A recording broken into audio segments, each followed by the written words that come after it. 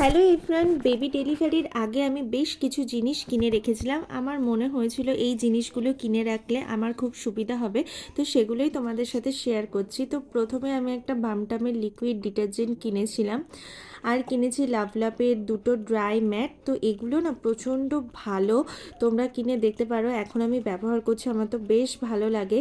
আর কিনেছিলাম muslin cloth, লাভলাভেরই 3টে set.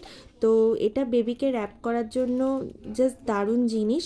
আর কিনেছিলাম ফার্স্ট ক্রাই থেকে কিছু জামা কাপড় বেবির জন্য, কিছু টাওয়াল, তো সেগুলোই তোমাদের সাথে শেয়ার করছি। তো আমি দুটো টাওয়াল কিনেছিলাম ফার্স্ট ক্রাই থেকে, সাথে বেবিদের ছোট ছোট মিটেন্স আর টুপির একটা সেট কিনেছিলাম, আর বাচ্চাদের দুটো জামা কিনেছিলাম। তখনও তো জানতাম না ছেলে হবে না মেয়ে হবে, তো এমন দেখে কিনেছিলাম যাতে যেই হোক সেই পরতে পারবে।